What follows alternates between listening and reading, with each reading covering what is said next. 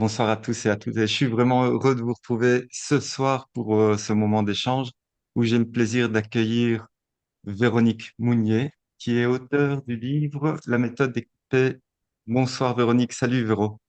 Bonsoir, bonsoir à tous. Moi aussi, je suis très heureuse d'être là avec vous ce soir. Merci Cédric, en tout cas, de m'avoir invité. Alors, c'est un plaisir, c'est un honneur pour moi de pouvoir interviewer celle qui d'habitude interviewe les autres Ouais, personnes.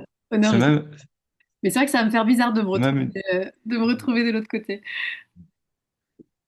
je vais dire, c'est même pour moi une petite pression également, hein. Mm. Donc voilà.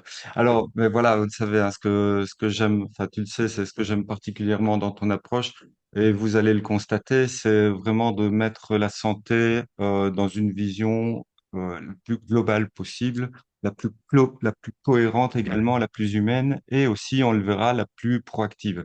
Alors, on va explorer ensemble ce que recouvrent ces fameux 4 P dont tu parles dans ton livre, pourquoi cette approche fait autant parler d'elle aujourd'hui et comment elle peut nous aider à mieux comprendre le terrain, à mieux prévenir et à nous rendre en tout cas plus acteurs de notre santé.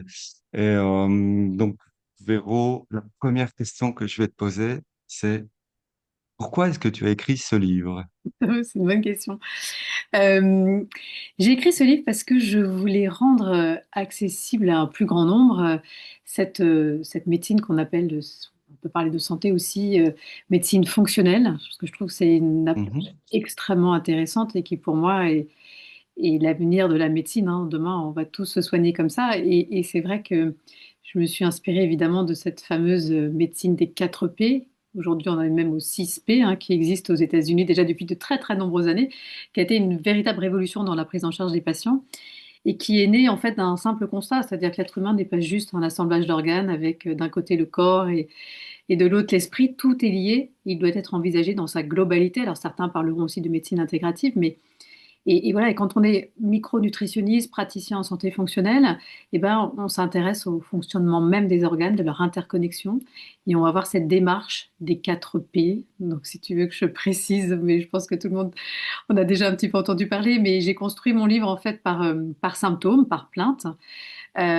mhm, Ensuite, quand on rentre dans chaque symptôme, l'idée, la première partie, voilà, c'est le P comme participer, c'est-à-dire que le patient est à l'écoute de ses symptômes, il va interroger ses symptômes. Ensuite, le deuxième P, c'est P comme prévenir. En fonction des signes évoqués par le patient, on va mener, nous, un interrogatoire, hein. C'est comme un interrogatoire de police. L'idée, c'est de remonter à la source du problème, de pouvoir soulager le patient durablement. Et puis ensuite, le quatrième P, c'est P comme préciser. Alors, dans cette médecine des 4 P, hein, on parle aussi de prédire, mais bon, moi, je ne suis pas médecin, donc on va juste déjà préciser l'origine des symptômes par des bilans sanguins que le patient aura fait de son côté. Et puis P comme personnalisé, bien sûr, parce que l'idée, c'est de trouver le traitement qui sera le plus adapté au cas de mon patient. Donc voilà, pour répondre un peu. Alors, je ne sais pas si j'ai parfaitement répondu à ta question, mais pourquoi si, écrire si. un livre? Parce que moi, j'ai envie qu'on vive tous plus longtemps et surtout en bonne santé. Sinon, quel est l'intérêt de vivre plus longtemps si c'est dans un corps qui Mhm. dysfonctionne et un cerveau qui tourne au ralenti? Enfin, je ne vois pas l'intérêt. Et parfois, des toutes petites choses peuvent changer énormément de choses. Et pour que tout le monde comprenne bien, quel est ton parcours professionnel? Parce que Alors, c'est vrai que je ne l'ai pas précisé non plus. j'ai pris j'ai pris des chemins un peu de traverse. Moi, je suis pharmacien. Mhm, C'est vrai que j'ai fait un détour par la télévision. Bon, ça m'a appris autre chose aussi. C'était une belle aventure, mais je savais que je mhm, ferais pas ça toute ma vie.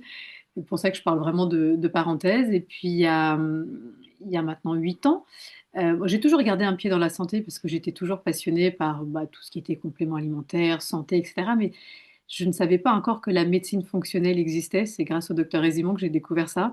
Et mhm. sinon, je pense que je ne sais pas si j'aurais fait cette parenthèse, ce détour par la télévision, j'aurais commencé tout de suite. Mais bon, voilà. Et du coup, j'ai découvert ça. Ce que je faisais à la télévision m'intéressait beaucoup moins, ça n'avait plus du tout de sens. Donc j'ai tout arrêté, j'ai repris mes études. Et notamment, je me suis formée en nutrition, micronutrition, et tous ceux Mhm. qui exercent ce métier passionnant savent qu'une fois qu'on est tombé dedans, hein, c'est comme la marmite, la marmite d'Obélix. on rêve micronutrition, on mange micronutrition. Enfin, ça devient une vraie passion. Et j'ai ouvert un cabinet là depuis 8 ans. Et là, depuis quelques mois, je me suis installée avec mon associée Sandrine Bertheret. On a monté une pharmacie, enfin, on a repris une pharmacie plutôt, qui est vraiment Mhm. spécialisée dans la micronutrition. Donc, on continue à proposer évidemment des entretiens, ce que je faisais avant, mais on peut faire aussi beaucoup de conseils au comptoir et pouvoir voilà, faire connaître à un plus grand nombre cette passionnante médecine préventive, intégrative. Et vraiment, c'est un vrai bonheur, quoi. C'est un plaisir de tous les jours. C'est dur, le rythme est dur, mais c'est passionnant. Et les gens sont très demandeurs, ils nous posent beaucoup de questions, ils ont besoin de conseils, on sent que sont un peu perdus. Mhm. Il y a tellement de choses sur Internet, partout, de dictates qu'il faut remettre un peu de bon sens et les accompagner. C'est d'ailleurs un des points, hein, c'est le premier point d'ailleurs, c'est personnaliser. Et effectivement, bah, les gens ont besoin de venir chercher des conseils par rapport à eux et pas par rapport à une maladie, par exemple. Exactement, Parce qu'une l'idée. maladie ne va Alors, que chez une personne. exactement, c'est-à-dire que l'idée, on est vraiment complémentaires. En fait, il y a la médecine de la santé et la médecine de la maladie. Mhm. Et nous, en fait, en tant que praticiens en santé fonctionnelle, micronutritionnistes, on se situe vraiment, on est vraiment dans la prévention. On n'est pas, voilà, moi, si je vois sur un bilan sanguin quelque chose qui ne va pas, évidemment, j'envoie tout de suite chez un médecin. Je ne traite pas s'il y a des douleurs qui me paraissent un peu suspectes. Enfin, tout de suite, je leur dis, on vérifie si tout va bien, s'il n'y a pas de pathologie sous-jacente. Là, on va pouvoir prendre en charge, on va pouvoir les accompagner. Ça, c'est vraiment la première chose qu'il faut dire. C'est ça, c'est deux choses complètement complémentaires. Et d'ailleurs, il y a de plus en plus de médecins qui le comprennent, hein. Moi, je travaille avec des médecins, des cardiologues, etc. Je pense notamment à un cardiologue de l'hôpital américain à Neuilly qui est super, qui a compris que bah, voilà, il y a des choses pour lesquelles il ne pourrait pas répondre aux demandes de ses patients, la perte de poids, l'accompagnement de certains traitements pour soulager des effets secondaires. Donc, il me les envoie et on travaille vraiment main dans la main et c'est passionnant. Moi, il m'apprend beaucoup de choses et inversement. Alors, moi, justement, dans cette approche personnalisée, quelles sont les limites qui vont être vite atteintes par un médecin, euh, j'allais dire une bêtise, par quelqu'un qui va trop vite dans une consultation? Bah, je vais te On voit donner. des consultations qui durent un quart d'heure, qui durent 15 minutes. Quand il y a une problématique de santé, en quoi est-ce que justement cette médecine personnalisée peut avoir sa place? Bah, déjà, je pense que c'est important de prendre le temps d'écouter le patient. Même pour lui, Mhm, c'est déjà un pas vers le mieux-être qui est très très important. Après, les médecins, ils voient je ne sais pas combien de patients par jour, ils n'ont pas forcément le temps mhm, d'avoir tout ce temps d'écoute. Et c'est là où nous aussi, on peut intervenir et après agir un peu comme une gare de triage en disant, bon, bah, là, il faut vraiment aller voir un médecin pour telle ou telle problématique. Mais, euh, mais c'est vrai que ouais, je pense qu'il faut vraiment pas opposer les deux, c'est très important. C'est-à-dire que quand un mhm, patient vient vous voir avec une plainte, bah, voilà, il faut être à l'écoute, il faut savoir quoi lui proposer. On peut lui conseiller des bilans aussi à faire. Et moi, je ne suis pas venue évidemment pas à ce métier par hasard.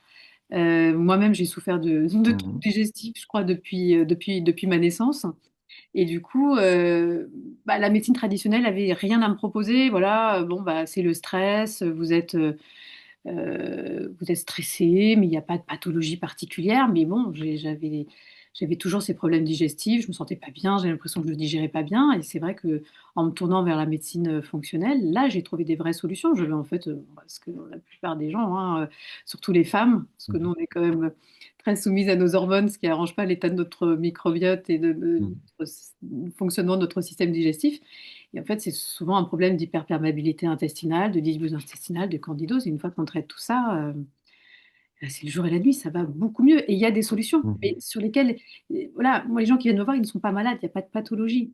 Mais il n'y a pas d'ulcère, il n'y a pas de maladie de Crohn, etc. Bien que les maladies de Crohn, on peut aussi, en accompagnement, soulager énormément les gens.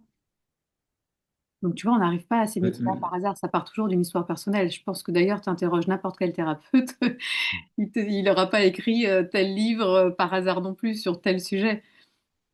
Bien sûr, bien sûr. On en parlait avec quelqu'un que tu connais très bien, Maud Gabriel, Ben qui oui, elle aussi a j'ai vu que tu tout un l'avais reçue. passé là-dessus. Elle est passionnante d'ailleurs, Maud. Elle en parle très, Oui, très un bien. livre que je recommande également d'ailleurs, c'est Parle à mon ventre, ma tête est malade. Mais Quelque ouais, chose de très marquant et très frappant pour les patients. C'est quelque chose de très bien les patients pour qui comprendre aussi. souffrent de tous ces Et problèmes. encore une fois, par contre, le personnalisé, encore une fois, c'est malheureusement pas dans un livre qu'on va trouver la solution miracle, mais c'est vraiment comprendre. C'est jamais le diagnostic qui va guérir la maladie. Bien C'est sûr. vraiment aller chercher le diagnostic chez cette personne-là qui est vraiment important. Si je prends le deuxième P dont tu as parlé tout à l'heure, c'était la prévention, le préventif. En quoi est-ce que ça peut jouer un rôle prépondérant chez les personnes? Et à partir de quand aussi est-ce qu'on met en place une prévention? Bah, c'est vrai que la prévention, tu as l'impression aujourd'hui que c'est un mot un peu, c'est une notion un peu has-been, quoi. C'est vrai qu'on nous a matraqué avec il Mhm, faut manger 5 fruits et légumes par jour, faire 10 000 pas par jour. C'est pas ça, la prévention, ça tout le monde le sait. La vraie prévention, celle qui marche, c'est la prévention qui va être personnalisée, qui va être basée sur des bilans sanguins. Euh, Ça, voilà, ça va être efficace. Et basé évidemment sur des bilans sanguins et sur un traitement adapté. Quand je parle de traitement, je parle évidemment de traitement naturel, c'est-à-dire de la micronutrition, tout ce qui va mhm, être vitamines, minéraux, etc., de la phytothérapie et bien sûr l'alimentation.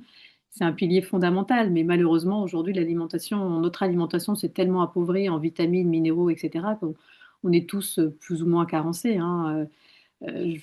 Par exemple, un exemple, la teneur en magnésium de certains aliments, notamment tout ce qui va être, je crois que c'était dans les choux, les radis, etc., avait baissé de 80 à 60%. Donc, et vu notre mhm, rythme de vie aujourd'hui, forcément, notre magnésium, on l'élimine à vitesse grand V. Donc, on a tous besoin de magnésium. Moi, déjà, je le dis au comptoir à mes patients, je dis déjà, rien que d'avoir un bon taux de vitamine D, magnésium, des oméga 3 parce que bon, tout le monde n'arrive pas à manger des petits mhm, poissons gras 3 à 4 fois par semaine, puis c'est pas très bon sur un plan écologique non plus. Bon, c'est pour ça que je pense qu'on a tous besoin aujourd'hui de prendre des compléments alimentaires. Après, il faut prendre les bons compléments alimentaires sous la bonne forme, au bon dosage. Et ça c'est un métier. C'est pour ça qu'il faut aller voir quelqu'un qui s'y connaît, mhm, qui connaît les laboratoires, qui sait si c'est des produits de bonne qualité, qui peut connaître l'origine des produits, la traçabilité, qui peut surtout puisse donner le bon dosage et expliquer au patient pourquoi il prend ça et à quoi ça sert. Si vous voulez une bonne observance aussi, hein, c'est pas des médicaments, ça va pas avoir un effet comme ça, waouh, tout de suite. Il faut être observant, il faut être régulier pour mhm. commencer à avoir des effets.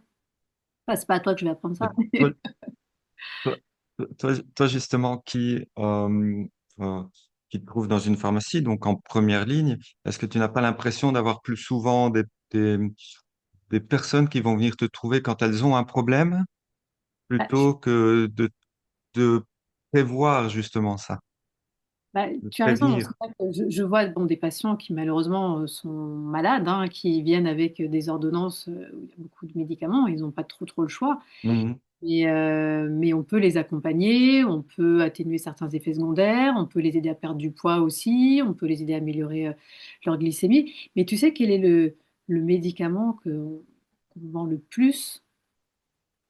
Mais t'imagines c'est pas. quelque chose pour l'estomac. Non, ça arrive Estomac? en Non? deuxième position. Mais celui Ah oui. qu'on vend le plus, enfin qu'on nous demande le plus, c'est le paracétamol. C'est un truc de dingue. Je Bon, c'est pensais pas un pas, ça faisait médicament, longtemps que ça. j'avais pas travaillé en officine, ça faisait longtemps que j'avais pas. Je sais pas combien on en sort par jour, mais c'est énorme. Donc là, oui, tu as un travail de. Tu peux dire attention quand même, hein, Mhm, pour le foie, c'est pas terrible. Si vous êtes enceinte, attention. Pareil, quand on va délivrer des médicaments pour l'estomac, c'est pareil. On va dire attention, on va prévenir des effets secondaires, ça se prend pas sur du long terme. Pourquoi? Quelles sont les solutions plus naturelles qu'on peut proposer? Ou des personnes qui viennent avec des statines, par exemple, les interroger, leur dire est-ce que vous avez des douleurs, est-ce que vous êtes fatigué, est-ce que vous faites des tendinites facilement, est-ce qu'il y a une perte de libido?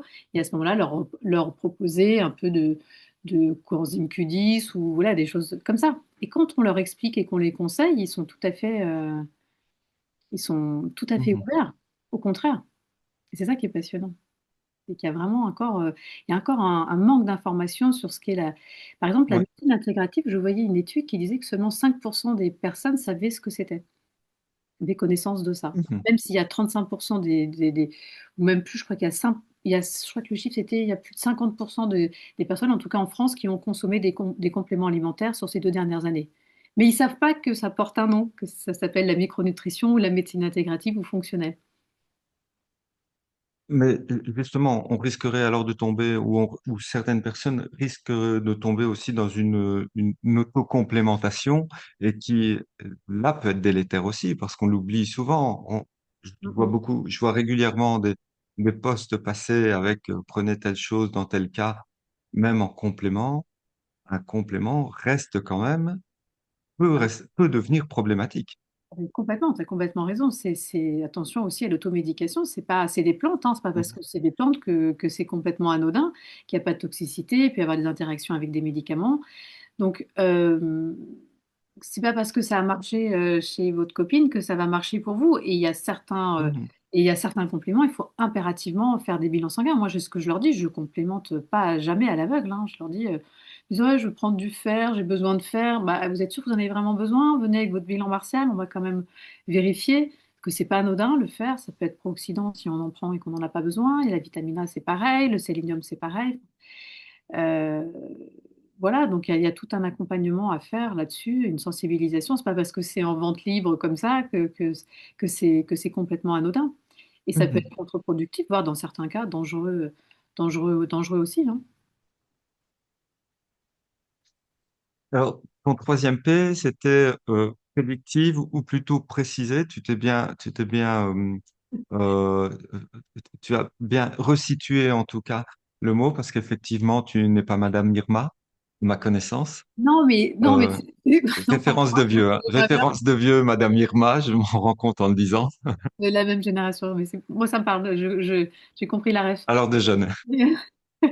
Non, non, non, mais oui, préciser, parce que, je ne suis pas médecin, je ne peux pas prescrire des tests génétiques, Mhm. mais voilà, j'ai appris à les interpréter. Donc, quand il y a des patients qui arrivent, qu'on fait des tests génétiques, ça peut nous aider. Tu vois, notamment, je pense à des jeunes, j'ai pas mal de jeunes patients avec des troubles digestifs. Je pense à un notamment que j'ai eu il y a pas très très longtemps, qui souffrait de troubles digestifs, de transit extrêmement rapide, de diarrhée, mais au point où il était déscolarisé parce que c'était une vraie souffrance pour lui. Ses parents avaient tout essayé, ils pensaient que c'était psy, etc. Il a vu tous les psychologues de la Terre, il a vu beaucoup de gastro qui voyaient, bon, voilà, pas de pathologie particulière. Et finalement, j'aurais dit, mais allez faire quand même un petit test, voir s'il n'y a pas un problème avec le lactose. Donc, ils ont dosé la LCT, la lactase, Mhm. le gène qui code pour la lactase. Et enfin, l'enzyme ne fonctionnait pas du tout. C'est-à-dire il était homozygote variant. Donc, pour lui, Mhm. prendre le moindre laitage allait provoquer des troubles digestifs hyper importants. Du coup, maintenant, il prend de la lactase. Il a diminué les produits laitiers, mais il va beaucoup mieux. Il retourne à l'école. Enfin, voilà, c'est des petites choses comme ça. Auxquelles il faut penser et Ouais, comme quoi c'est bien une médecine intégrative. Il y a bien sûr le psy qui c'est joue, ça, oui. le stress, gérer son stress, mais aussi il peut y avoir des choses physiologiques sur lesquelles pas passer à côté. Est-ce qu'il y a des déséquilibres du terrain qui vont vraiment être primordiaux où tu sais que s'il y a un déséquilibre là, il va y avoir une problématique là ou une maladie à venir? Bah, ça, je pense que tout le monde s'accorde pour dire que la vitamine, on parle même d'hormones, hein, c'est la plus importante, c'est la vitamine D. Enfin, Vitamine D. voilà, je pense que ça, c'est le dada du docteur Stéphane Résumon qui avait écrit un super bouquin là-dessus. Mais Qui est avec nous ce soir ah, d'ailleurs, qui nous regarde, qui nous regarde. ouais, c'est lui qui m'a initié à tout ça. Mais oui, évidemment, moi, la première chose que je demande à mes patients, même au comptoir, à l'officine, c'est vous connaissez votre taux de vitamine D? On devrait tous connaître son taux de vitamine Hmm. D. Alors, ok, c'est plus remboursé, ce que je ne comprends pas d'ailleurs. Il y a des choses comme ça qui sont quand même juste. Surtout que ça a été déremboursé après le Covid, où on s'est rendu compte quand même que c'était important d'avoir un bon taux de vitamine D si on voulait pas avoir trop de complications. Mais voilà, ça coûte, vous allez dans un laboratoire, en France, nous, on n'a pas besoin d'avoir des prescriptions, ça coûte 15 euros et en fonction de ça, on peut adapter la dose. Avoir un Ouais. bon taux de vitamine D, c'est déjà la base. La vitamine D, l'iode aussi, c'est très important. Moi, j'ai 90% de mes patients qui sont carencés et encore, je ne fais pas toujours les urines de 24 heures parce que c'est pas toujours facile à Hmm. faire. Mais déjà, juste sur les premières urines du matin, ils sont carencés. Donc, l'iode, bien sûr, la vitamine D, la vitamine B9, B12, c'est super important aussi pour tout ce qui est Mhm. vaccination. Le fer, ça Mais c'est important aussi. Enfin, Ouais, il y a vraiment des basiques comme ça qu'on devrait tous faire. Et ça, Mais oui, vas-y. pour rebondir là-dessus, il y a aussi euh, un grand cheval de bataille que sont les valeurs de référence et les valeurs santé. Tu en parles dans ton livre. Mm, mm. Enfin, si je ne me trompe pas, hein, ouais, ouais, ouais, tu vois, Ouais. ce coup-là, je Bah, l'avais pas préparé, mais je en connais fait, ton livre. oui. Mais voilà, qu'est-ce que tu peux nous dire là-dessus? C'est super intéressant. Non, mais moi, j'ai eu la chance de suivre les formations de Bruno Méret et Guénel Abéguilé, Hmm, qui travaillent en duo, et c'est génial parce que, en fait, il y en a un qui va faire toute la clinique et l'autre qui fait tous les bilans sanguins. Donc, du coup, on apprend à interpréter des bilans sanguins au-delà des normes du laboratoire. Et les normes du laboratoire, en fait, c'est des stats du laboratoire lui-même, du laboratoire d'analyse en fonction de hmm, ses eux, ou alors c'est des normes données par celui qui va vendre les réactifs, etc. Donc, c'est pas du tout les normes santé, c'est pas du tout les normes optimales. Et donc, il faut savoir interpréter ça. Un taux de vitamine D, vous êtes dans les normes quand vous êtes à 30 nanogrammes par ml, alors qu'un taux optimal, il faudrait être entre 60 et 70 si on veut avoir hmm. tous les effets de la vitamine D sur la dépression, sur l'ostéoporose, sur l'inflammation, sur l'immunité, etc. Donc ça, c'est très Stéphane important. ne peut pas crier, mais autrement, je suis certain qu'il nous crierait non, bien plus encore. Ouais, bien plus, mais bon, voilà, on va dire entre 70, 80, 90. Ouais, Mais déjà, si on est au-dessus de ouais, 60, c'est bien, parce que hmm, j'en vois pas beaucoup, hein. hmm, Et au comptoir, tu vois, on explique très souvent, parce qu'ils viennent, moi je voudrais mon ampoule de vitamine D, et là, bon, on explique que c'est pas forcément une bonne idée, mais bon, après, c'est prescrit par des médecins, donc c'est toujours un peu délicat aussi. Nous, on va jamais aller c'est contre la ça. prescription d'un médecin, mais leur expliquer, voilà, que ils seront pas couverts tout le temps et que surtout, ils vont pas absorber toute cette quantité de vitamine D et qu'il y a quand même un risque aussi Hmm, de faire des calculs rénaux parce qu'on augmente l'absorption du calcium, on donne pas de vitamine ouais, K2 avec en général, donc. Et puis sans compter que certaines de ces formes contiennent aussi du toluène, donc voilà, donc oui, pour mhm. la vitamine D quotidienne en goutte tous les jours, mais encore une fois, il faut connaître son dosage, il faut prendre de la vitamine D de qualité et Voilà, d'où l'importance aussi de travailler avec de bons laboratoires, et voilà, là je fais mon autopromotion, comme les laboratoires très important. nutrilogiques dans lesquels vous ne retrouverez jamais d'excipients délétères dans les produits. Euh, voilà, Primum non je nocere. ferme cette petite. Exactement, exactement. Tout d'abord, ne pas nuire pour ceux qui ne comprennent pas le latin. C'est la seule phrase que je connaisse. Donc, Moi, j'en euh, connais. Pourtant, j'ai fait latin, mais j'ai tout oublié. Le, le quatrième point, le quatrième P, c'est aussi quelque chose qui me tient à cœur parce que c'est quelque chose de fondamental, c'est le participatif. Et Mm. effectivement, là, les gens doivent devenir acteurs de leur santé. Comment qu'est-ce que ça va changer dans l'adhésion de la personne de devenir participatif? Mais ça change tout. Parce que elle va Mhm. être à l'écoute de ses symptômes, elle va être à l'écoute de ses plaintes, de son état physique général. Et c'est drôle parce que j'ai quand même une majorité de femmes, donc c'est vrai que les femmes, elles ont tendance à se faire passer souvent en dernier, elles s'écoutent pas forcément parce que il y a les enfants, puis je sais pas, je pense que c'est dans nos gènes. Et souvent, elles viennent me voir quand les enfants sont grands, qu'elles ont un peu plus de temps pour elles, vers 50 ans. Mais parfois, c'est un peu tard. Il faut commencer à faire attention à soi plus tôt. Parce que surtout, nous, qu'est-ce qui se passe à 50 ans? Il y a cette fameuse ménopause. Même si aujourd'hui, on commence à en parler, maintenant, ça y est, le sujet est un peu moins tabou. Mais bon, il y a encore des femmes qui n'en parlent pas et qui restent avec leurs symptômes. Et c'est dommage parce qu'on peut faire beaucoup de choses, notamment sur le plan hormonal, hein, maintenant. Ça y est, les médecins, de plus en plus de médecins le Ouais, prescrivent, mais ça date que depuis quelques années, hein. C'est quand même très récent. Quand on lit les publications ouais, récentes, c'est encore très peu. C'est encore très peu connu dans le monde médical malgré tout. Et c'est vrai que nous, le monde médical qui gravite autour de nous, forcément, bien sûr, on tape du coude avec un Stéphane Résimon, avec d'autres médecins, et inévitablement, bien sûr, on entend ça et on baigne là-dedans. Mais je pense qu'il y a encore beaucoup de, de de peur. choses qui ne devraient pas se passer. Ouais. Mais tu vois, il y a quand même un signe, c'est-à-dire que je trouve qu'aujourd'hui, ça y est, les médecins sont moins d'appréhension, s'informent plus, etc., sur ce Mhm. traitement hormonal substitutif. Et on est régulièrement, ce qui n'était pas forcément le cas, je pense, il y a encore quelques années, en rupture de stock des Streva aujourd'hui. C'est-à-dire que maintenant, il y a une vraie demande des femmes. Elles savent qu'il y a des traitements, qu'elles ne sont pas obligées de subir tous ces symptômes, qui sont quand même.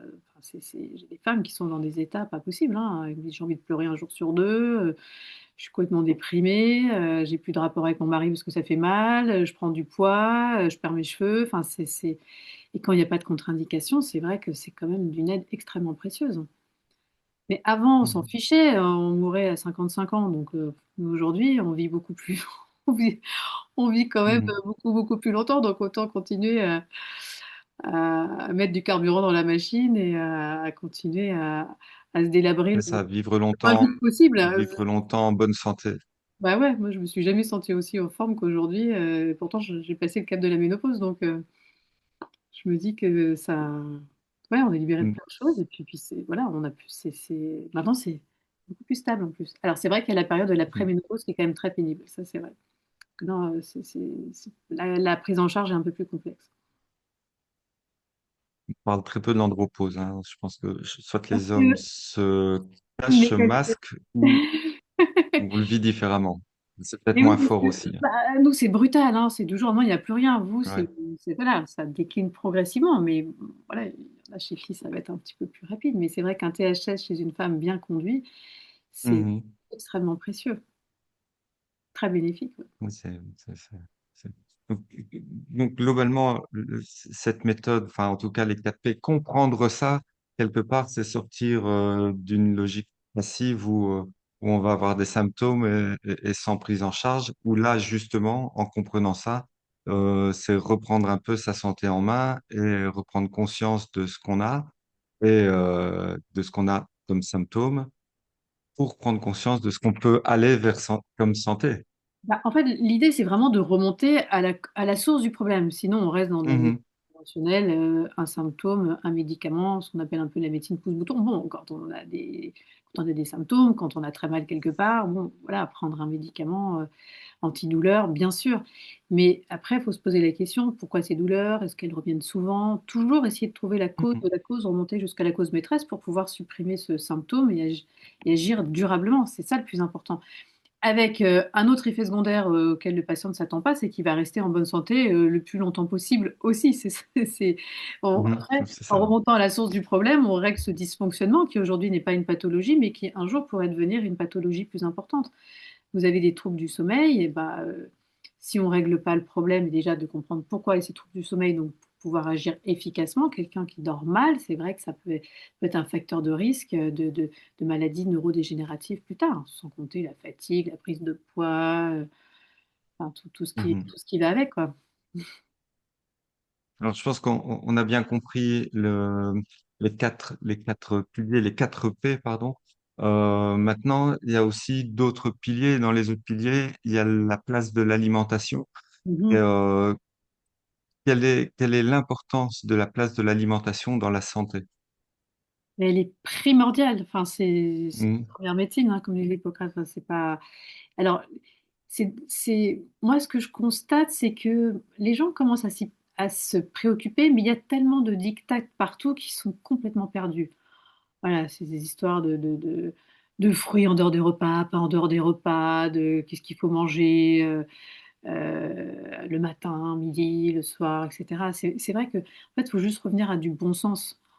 Protéines le matin, je pense que ça paraît un peu évident, mais il y a beaucoup de personnes, quand je leur parle de ça, qui me regardent et disent: «Ah non, je pourrais jamais manger des protéines le matin». Je dis: «Mais juste essayez, vous allez voir, après vous pourrez plus vous en passer, vous allez retrouver de l'énergie, vous serez pas en hypoglycémie toute la journée, vous n'aurez pas besoin de vous resucrer, vous aurez plus de fringales sucrées dans l'après-midi». C'est juste une question d'habitude, hein, le cerveau, ça prend quelques jours pour intégrer, mais c'est à vous de reprendre le dessus là-dessus, c'est pas à votre cerveau de vous dicter les choses. Donc après, enfin, pareil, c'est vrai que moi, au début, j'avais l'habitude, comme tout le monde, de prendre certainement un petit déjeuner un peu trop sucré. Le jour où je suis passée aux protéines, je sais pas, peut-être les 3 premiers jours, c'était un peu particulier. Maintenant, je pourrais plus revenir en arrière. Enfin, c'est un vrai plaisir, surtout. Et pour ceux, pour ceux qui ne connaissent pas encore, quand on parle de protéines le matin, c'est pas un milkshake avec de la protéine, hein. Non, c'est des vraies protéines animales, c'est des œufs, du jambon, Voilà. si on peut. Après, on adapte évidemment en fonction de ses paramètres métaboliques. Si vous avez un peu trop de cholestérol, on a tendance à en fabriquer. Mhm. Pour le fromage, on va y aller mollo sur les produits laitiers. Mais il y a plein d'alternatives. Il y en a qui mangent, moi j'en connais qui mangent des sardines le matin, du maquereau. Bon, moi j'ai encore un peu de mal. Je sais que le docteur Résimon, il y arrive. Enfin, je n'y suis pas arrivée, mais du saumon fumé, ça passe très bien, des œufs. Mais après, vous prenez du Faut jambon, juste bien, bons produits. Ça, c'est très important aussi. alors, Pardon. faut juste bien se rappeler de se brosser les dents après avoir pris le petit déjeuner quand vous avez mangé du maquereau juste avant, plutôt Voilà. que avant le petit déjeuner. Une Ça, sauce c'est. salade et quoi que ce soit. Non, non, non, mais au-delà de ça, c'est vrai que ça va vous Mhm. donner une énergie pour la journée, ça va vous mettre au niveau de l'humeur aussi, enfin, ça, parce que ça nous permet de fabriquer nos neurotransmetteurs aussi. Et puis surtout, on ne va pas. Et puis chez les femmes, je trouve que on a tendance en vieillissant à manger moins de protéines. Et du coup, le fait de remettre des protéines le matin, du coup, elles en auront à chaque repas, ce qui leur permet de conserver leur masse musculaire. Tant soit peu si elles font du sport à côté, c'est encore mieux. Mais ça permet d'avoir une source de protéines le matin, en plus. Parce que souvent, la quantité, je trouve, sur la journée reste un petit peu faible. Mhm. Alors, il y a aussi la place de la gestion du stress. Et tu parles justement de l'humeur, mais humeur et stress ont souvent un Bien sûr, lien commun. bien sûr. Le sommeil aussi, hein, tu en parles dans ton livre, l'importance du sommeil, parce que c'est vrai que c'est pas uniquement complémentaire, c'est pas uniquement changer son alimentation, mais ma foi, si le sommeil est mauvais, j'imagine que tu retrouves aussi pas mal de personnes qui viennent te voir pour des problèmes justement de sommeil. Tu vois, en fait, j'ai voulu construire ce livre pour que les lecteurs puissent eux-mêmes s'interroger et avoir des pistes. C'est-à-dire que Mm, je dors mal. Alors déjà, quels sont vos troubles du sommeil? Est-ce que c'est un problème d'endormissement? Est-ce que c'est un problème de réveil nocturne? Vous n'avez plus à vous endormir? Est-ce que c'est des réveils très matinaux? Parce que ça va nous mettre sur la piste après de la cause. Donc ça va vous. mm, Donc après, on va rechercher les causes. Par exemple, si vous avez du mal à vous endormir, c'est là vous ne synthétisez pas assez de mélatonine le soir parce que vous n'avez pas pris la lumière du jour le matin, parce que vous êtes sur les écrans très tard. On sait que la lumière bleue va empêcher la synthèse de mélatonine. Voilà. Si c'est des réveils plutôt au milieu de la nuit, ça peut être plein de causes différentes. Ça peut être vous êtes en mhm, pause, baisse de la progestérone. Moi, c'est vrai que toutes mes consultantes, toutes mes patientes, elles ont, à partir de la ménopause, il n'y en a pas une qui dort bien, quoi. Elle me dit, je me réveille, j'arrive pas à me rendormir, j'ai une forme d'anxiété. Ça, on sait que c'est la progestérone. Le jour où elles reprennent de la progestérone, elles dorment comme des bébés. Ça peut être aussi un problème au niveau du foie, parce que tout va dépendre de ce qu'on va manger le soir. Si vous mangez des protéines trop lourdes, ça va être un petit peu compliqué pour le foie de, de ouais, métaboliser tout ça. Donc ça peut vous réveiller aussi au milieu de la nuit. Donc en fonction des symptômes, c'est pour ça que c'est très important d'interroger les symptômes et de passer mm, du temps, eh bien, on va pouvoir prendre en charge et donner un traitement qui va être adapté. Vous voyez, quand c'est des réveils nocturnes, bon, soit il y a la progestérone, si ça suffit pas, on peut rajouter de la L-théanine. Moi, j'adore le GABA liposomal, d'ailleurs, je le prends chez vous. Moi, ça me rend. Enfin, ça marche pas chez tout le monde, mais en tout cas, je trouve que chez les femmes un peu, au profil un peu anxieuses, un peu hyperactives, etc., ça leur permet d'avoir un sommeil profond, de passer une journée en étant beaucoup plus calme, beaucoup plus détendu. Et je trouve que j'en ai essayé pas mal. Et c'est pas parce que c'est toi, mais je trouve que le vôtre marche vraiment très très bien. Il y a un peu de L-théanine aussi, du magnésium bisglycinate, bien ouais, sûr, c'est ça. Ouais. avec la glycine. Donc voilà, on a plein de choses naturelles. Mais c'est pareil, je vois qu'au comptoir, je vends beaucoup de certains médicaments, je ne dirais pas le nom, mais qui est un anti-H1. Bon, il y a pire, c'est Mhm, sûr, mais sur du long terme, c'est pas génial non plus. Puis il y a des effets secondaires aussi. ouais. Oui, comme tout médicament, de toute façon, Ah, c'est quelque évidemment, chose sinon, on d'important. peut Et aller est-ce vers qu'il y les a, naturels, on le sait. tu parlais justement des symptômes, et est-ce qu'il y a des symptômes chroniques qui reviennent souvent et d'office où il faut s'en inquiéter pour les personnes qui ne viennent pas de suivre, mais où on se dit, bah, tiens, j'ai quelque chose qui est chronique et là, je dois commencer à m'en inquiéter. Qu'est-ce que ça pourrait être? Je réponds juste à Nathalie, je crois, c'est du GABA liposomal, c'est la forme liposomale dont j'ai parlé tout à l'heure pour mieux dormir. Pardon, tu me parlais de symptômes chroniques. Oui, Oui, oui, je te disais, une les gens qui fatigue. viennent avec des symptômes chroniques, à partir de quel moment est-ce qu'ils doivent s'inquiéter? Bah, Ça peut être, ça peut être très varié, tu vois, une fatigue persistante qui cède pas au repos, etc. Oui, bien sûr il faut aller consulter des troubles digestifs. Mhm, Tout d'un coup, tu deviens très constipé ou t'as une diarrhée, tu vois, même si tu as fait une recherche de parasites, il n'y a rien. La constipation, si c'est soudain avec des maux de ventre ou du sang dans les selles, évidemment, il faut aller consulter. Des brûlures gastriques aussi, tu vois, il faut quand même aller vérifier qu'il n'y ait pas un ulcère, surtout chez quelqu'un qui est très stressé. Après, on sait que dans beaucoup de cas, c'est plutôt un manque d'acide chlorhydrique. On est plutôt en hypochlorhydrie, souvent lié à des problèmes de mhm. thyroïde. Donc, oui, moi, je traite que quand je suis sûre d'avoir éliminé une pathologie sous-jacente, tu vois, qu'elle soit chronique ou pas chronique, d'ailleurs. Mais Mais on peut constater qu'il y a quand même pas mal de personnes qui vivent avec des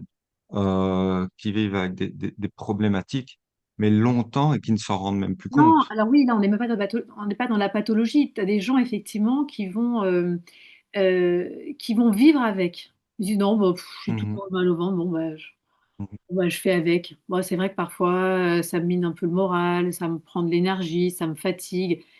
Et on leur dit, ouais, mais il y a peut-être des solutions. Peut-être que vous avez une hyperperméabilité intestinale, une dysbiose intestinale, une candidose, des aliments qui ne vous conviennent pas. Donc, il faut aller vérifier tout ça. Et on peut traiter avec des choses naturelles. Et ensuite, ils reviennent et disent, ah, mais oui, c'est dingue, je pensais pas que je pourrais me sentir un jour aussi bien. Mais alors, le risque, c'est qu'après, comme vous vous sentez bien, vous oubliez comment vous étiez avant. Donc, il y en a qui reviennent et qui mhm. me disent, ouais, bah, bof, j'ai dit, vous vous souvenez comment vous étiez avant? Donc, voilà, parfois, il faut effectivement bah, repartir sur un traitement parce que la personne a changé des choses dans son alimentation ou est plus stressée, etc. Mais Mhm.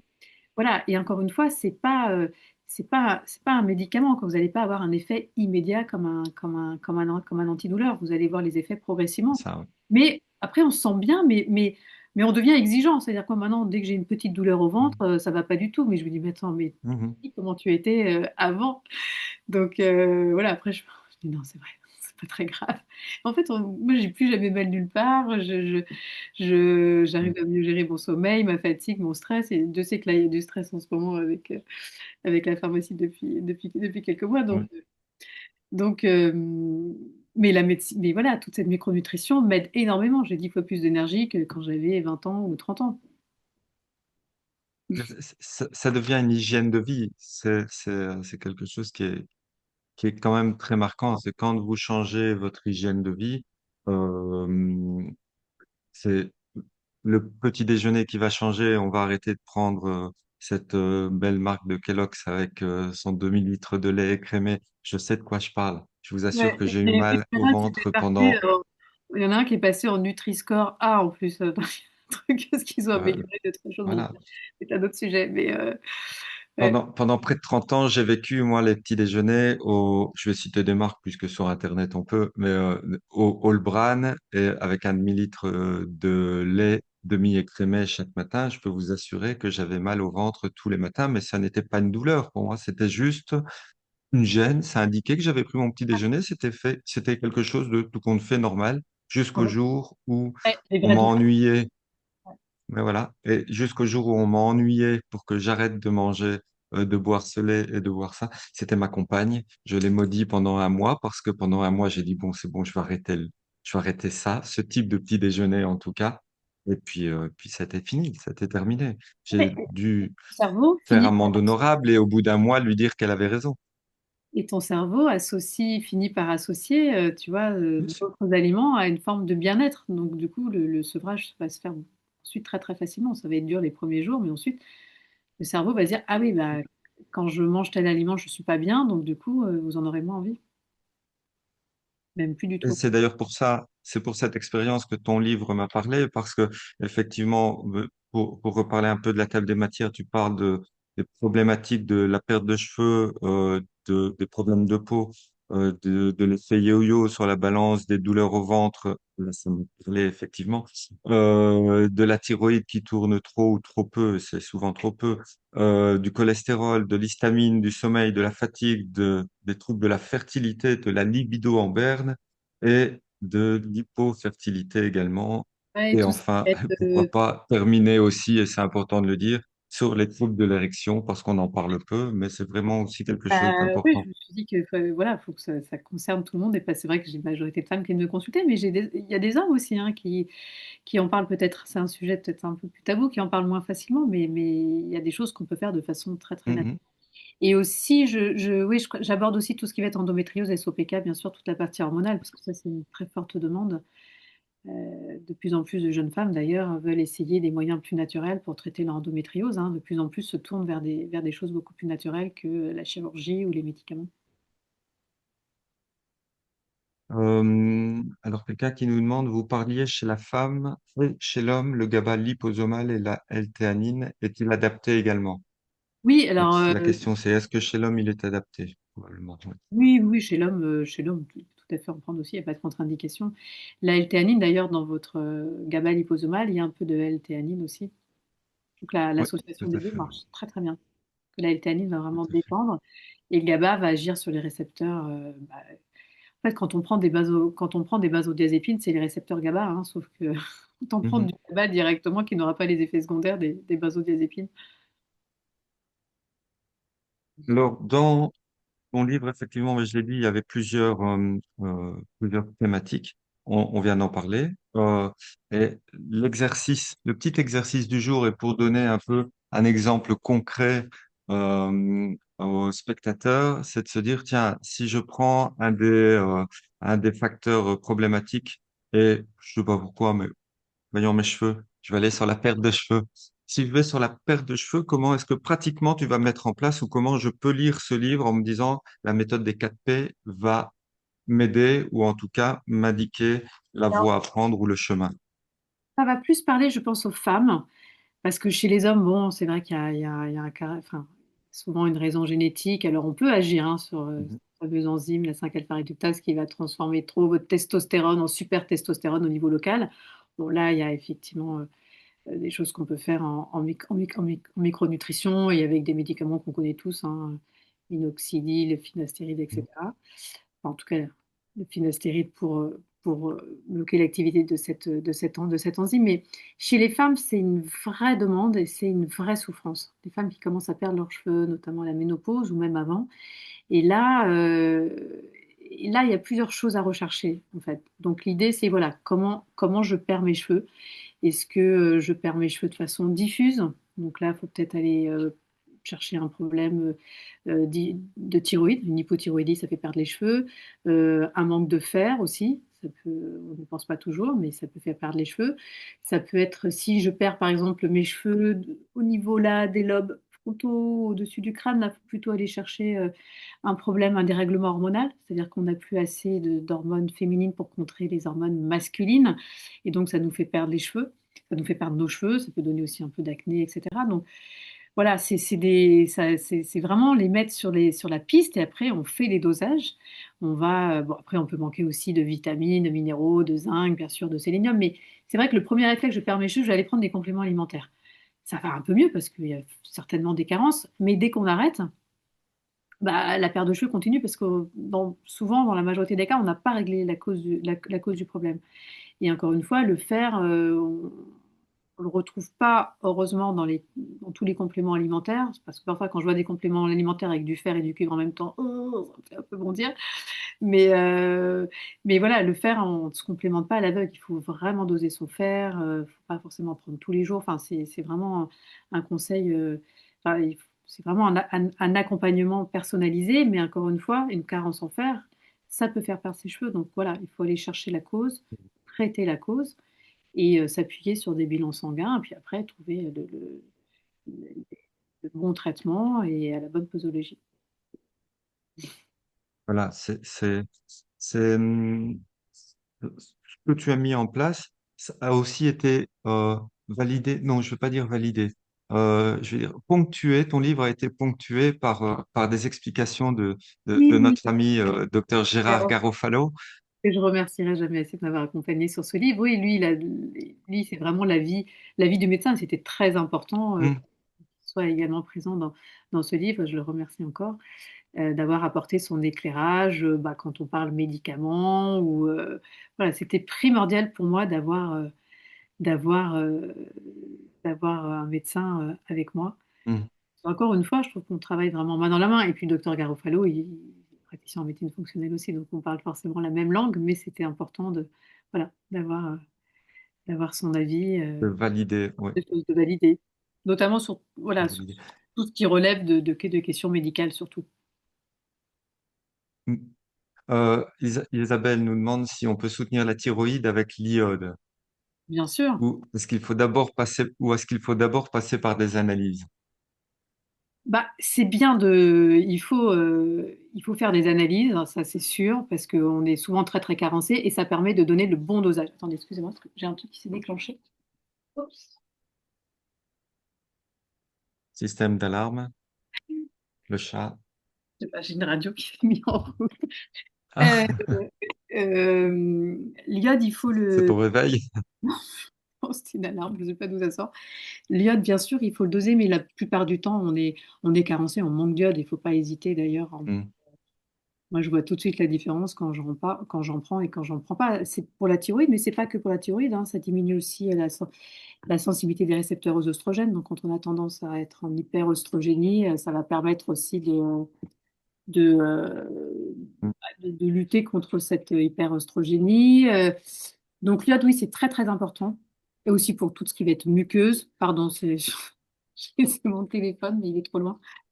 Ça, On n'entend rien, hein. On n'entend rien. Donc, ouais. Ouais, l'iode, c'est très très important et on se rend compte que par l'alimentation, c'est très compliqué. Enfin, voilà, on mange pas quotidiennement des algues qui sont malheureusement plus blindées en métaux lourds. Donc Ouais, c'est ça. voilà, donc oui, pour moi, l'iode, c'est très très important. Moi, je le fais doser systématiquement. C'est pas remboursé, donc voilà, Mm. vous allez le faire.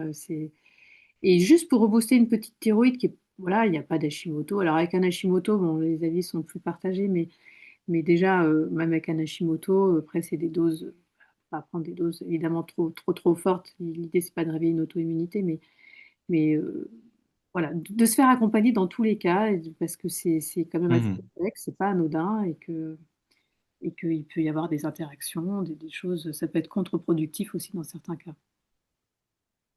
Alors, quand on parle d'iode, Stéphane se réveille et il te remercie Bah oui. pour ce que tu viens de Mais dire. même quand on fait des bilans d'hypofertilité, je trouve que la micronutrition marche merveilleusement bien pour aider les femmes à Ouais. tomber enceinte quand il y a, dans la plupart des cas d'ailleurs, c'est des infertilités qui sont inexpliquées, hein. Il n'y a pas de cause organique. Donc, et avec la micronutrition, on a des résultats. Là, j'ai encore une patiente, bon, du coup, elle a eu des jumeaux. Elle n'attendait pas forcément des jumeaux, mais juste de la pousser. Et là, ça demande de vérifier l'iode, c'est hyper important. Les vitamines B9, B12 pour la méthylation, surtout si on fait des fausses couches à répétition. La DHEA également, c'est très Mm. important. Enfin, ça marche super bien, je trouve. Enfin, Et justement, Fabienne nous demande si dans une prise de sang, tu mesures la ferritine et non le fer, lequel des indicateurs pour Ah, prendre des il faut compléments demander un ou bilan pas? martial. Il faut faire un bilan martial. Voilà. Une ferritine, ça ne s'interprète pas tout seul. Il faut faire un bilan martial avec bah, le fer circulant, la transférine et surtout le coefficient de saturation. C'est ça qu'il faut regarder. Parce qu'on peut avoir une ferritine qui peut être élevée en cas d'inflammation ou si vous avez une pathologie, voilà, vous avez un petit rhume ou quoi que ce soit, ça peut faire monter la ferritine. Si vous êtes un peu en surpoids ou si tout simplement vous mangez beaucoup de viande rouge avec un peu de vin rouge, bah, du coup votre foie va stocker la Mm. ferritine. Et ça, pour le foie, c'est pas, effectivement, c'est pas génial. Mais c'est pour ça qu'il faut toujours interpréter une ferritine avec un coefficient de saturation. Si la ferritine est haute et que le coefficient de saturation est bas, ça veut dire qu'il y a une inflammation de la gratte quelque part. Il y a un truc qui ne va pas. Ouais. Et oui, je viens de penser Hum, à la question. Oui, j'aborde ce problème de troubles menstruels dysphoriques. Parce voilà. que c'est Guénel Abigaili qui nous a expliqué quelque chose de très intéressant. Je vous renvoie à la lecture du livre, parce que c'est assez complexe, mais il y a des femmes, effectivement, qui ne supportent pas l'alloprénolone, qui est le dérivé de la progestérone, et qui donc vont avoir des syndromes prémenstruels. Ouais, voilà. Ça, mais je crois pas C'est ce qu'elle livre aussi, hein. elle en parle. Je ne sais pas si elle en parle dans ce livre-là, mais elle nous en a parlé sur une conférence et du coup, comme j'ai terminé d'écrire mon livre, j'en ai mis un petit mot et c'est un problème sur des canaux. sur des canaux au chlore. Enfin, c'est un problème en fait avec l'alloprénolone, le GABA, enfin, des récepteurs GABA, il y a un problème de chlore. Voilà, il y a tout, on en parle un petit peu, mais c'est super intéressant. Et où peut-on être sûr de trouver des algues en hypothyroïdie sans présence de métaux lourds? Ben, je ne sais pas. C'est une bonne question. Même si on achète ça dans un magasin Ouais. bio, je ne sais pas du tout si c'est quelque chose qui peut se mesurer. Non, c'est compliqué. Et c'est Donc, le ça, plus simple, ça va être de prendre de l'iode en gouttes, hein. Moi, je trouve que c'est ce qui est le plus simple. Ça permet de bien adapter les dosages. quelles sont les analyses que tu préconises pour une hypothyroïdie avec Hashimoto? Eh ben, on va faire de la TSH, mais pas toute seule, bien sûr, hein, parce qu'une TSH toute seule, ça ne veut pas dire grand-chose. Il faut prendre la T4, Mhm. la T4 libre, la T3 libre, qui aujourd'hui ne sont plus pris en charge. C'est-à-dire que si vous avez une TSH dans les normes, et vous avez vu les normes, c'est entre 0,4 et 4, c'est comme si vous preniez quelqu'un entre 40 kilos et 400 kilos. Donc, moi, je sais qu'une fois que la TSH est au-dessus de 1,5, 2, déjà, je suis en alerte. Ça ne veut pas dire qu'il y a une pathologie thyroïdienne, mais qu'elle ne fonctionne pas de façon certainement optimale. Les anticorps antithyroïdiens, c'est très important. Mm.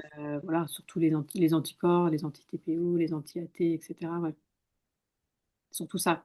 Alors pour Et passer... Hashimoto, Merci, attention, pardon. Hashimoto, pensez surtout enlever le gluten, quoi. C'est, Moi, j'ai vu des résultats tellement spectaculaires sur Mhm. des anticorps qui on stabilise la maladie, voire qui disparaissent. Donc, parce que c'est une maladie auto-immune, donc c'est vraiment encore en lien avec notre microbiote, notre hypersensibilité, enfin notre hyperperméabilité intestinale, hein. Tout ça, c'est en lien. Et effectivement, je reprends je rebondis sur le gluten justement, et je vais lire quand même quelques petites phrases de ton livre, sans tout dévoiler bien évidemment, mais l'info plus hein, pour voir les bénéfices du gluten, notamment au niveau de la peau. Là, c'était dans le chapitre. Je vous conseille de l'arrêter totalement pendant 3 mois au moins. Le gluten, c'est un peu comme un interrupteur on-off. Si vous en consommez même en petite quantité, vous risquez de relancer, dans ce cas-ci, l'inflammation. Et donc, oui, effectivement, le gluten, on en entend beaucoup parler avec tout et son contraire. Il y a les détracteurs du stop gluten et il y a ceux qui disent il faut arrêter le gluten. Soyez euh, intelligent, testez, arrêtez et voyez ce que ça donne. Voilà. Je pense que c'est la Vas-y. meilleure des réponses à donner. Exactement. Voilà, tester. Soyez des sceptiques intelligents, testez. Voilà. Et pour Pascal, qui nous parlait d'hypothyroïdie avec Hashimoto, au mois de juin, je présenterai ce livre aussi qui a été écrit par Albena Gauthier, qui a été préfacé par le célèbre Stéphane Résimon, décidément. Oui, mais il est partout, ce On ne fait Stéphane. que parler de lui, il est partout. Et on fera une vidéo là-dessus avec Stéphane et Albena au mois de juin. Vous recevrez toutes les informations là-dessus. Plein de Je vois choses qu'il y à... a plusieurs questions là-dessus sur ce sujet. Quoi d'autre? Oui, je voulais savoir, tiens, quand on écrit un livre, je sais que on sort pas toute sa tête comme ça, toutes les phrases ne viennent pas de la tête, c'est un boulot qui doit être monstrueux. Je ne me suis jamais attelé à ça, mais je m'attelle à les lire, c'est déjà beaucoup. Et c'est un boulot qui doit être monstrueux. Et est-ce que malgré tout, tu as encore réussi à faire des découvertes en recherchant pour toi écrire ce livre?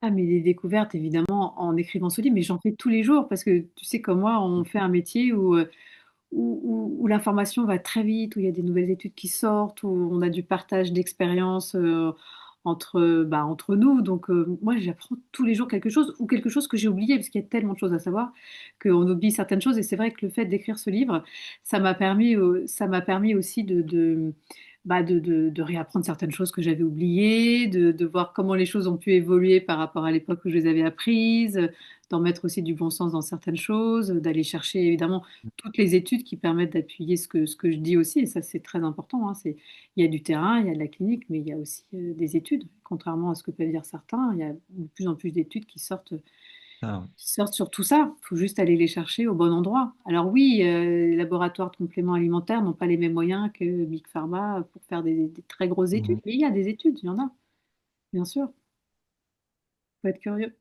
C'est, oui, voilà. Je veux dire, faut se renseigner, bien se renseigner. Qui est malheureux, mais voilà, faut le faire. La médecine fonctionnelle, peut-elle aider quand on a un psoriasis? Oui, Ah, mais bien sans sûr. aucun Bah, problème. moi, j'avais du pso un peu au niveau du cuir chevelu. Alors, je vous donne mon propre exemple. Le jour où j'ai Mhm, arrêté le gluten, ça a complètement disparu, hein. C'était spectaculaire parce que c'est encore une fois, c'est une maladie auto-immune. Mais qu'est-ce qui va mettre à mal directement votre hyperperméabilité intestinale? C'est le gluten, qui est un facteur d'inflammation mhm, intestinale via la zonuline, et le poivre. Attention au poivre aussi, on n'en parle pas assez, mais la pipérine, ça vous fait des trous dans la paroi intestinale, et ça, c'est un facteur vraiment important d'hyperperméabilité intestinale. Donc déjà, ces deux choses-là, plus retirer les aliments qui posent problème le temps du traitement, voilà, ça va être important. Et le microbiote, c'est quand même la base de tout, hein. C'est comme une baignoire oui, qui fuit, vous aurez beau la remplir avec des compléments, etc. Mais si elle continue à fuir, ce sera pas très très bénéfique, quoi. Autant réparer la baignoire et prendre juste ce dont on a besoin. ouais. Et quand tu parles justement du poivre, de la pépérine, attention aussi à certains compléments qui sont censés être bons pour la santé. Je pense au curcuma, par exemple, que vous retrouvez très régulièrement Ouais. Ils mettent de avec du poivre dedans. Donc, d'un côté, vous essayez d'arrêter un incendie, d'éteindre un incendie, et de l'autre côté, vous Exact. l'alimenter Ouais, ouais. avec du poivre. Il y a Pascal qui me demande pour revoir la couverture complète du livre. Alors, il y a celui-ci, la méthode des 4 P que je vous ai montré et vous recevrez demain le lien, de toute façon, le rappel. Ou alors vous aviez celui-ci, Hashimoto, par Albena Gauthier, que je vous enverrai également en lien. Voilà, le lien a été mis par Véronique également. Eh bien, est-ce qu'il y a des points que je n'ai pas abordés et sur lesquels tu souhaiterais ouais, euh, prendre la parole? parfait. Tu as été un intervieweur parfait, très à l'écoute. C'est pas toujours le cas des intervieweurs. Non, bravo. Tu as fait ça très très bien. C'est très agréable, en tout cas. Merci, c'était vraiment agréable pour moi de participer, d'animer en tout cas cette soirée. Je vous remercie tous de nous avoir suivis. Vous recevrez demain dans votre boîte mail le lien pour le replay, mais vous en doutez bien, vous le retrouverez très facilement sur la page YouTube. Je vous remercie, je vous souhaite une très belle soirée. Merci beaucoup, Véro. Nous, on se voit samedi à Paris d'ailleurs. Oui, À samedi. ouais, au salon de l'hypersanté. Avec grand plaisir. Allez, au revoir à tous. Merci, Au Véro. revoir. Salut. Salut.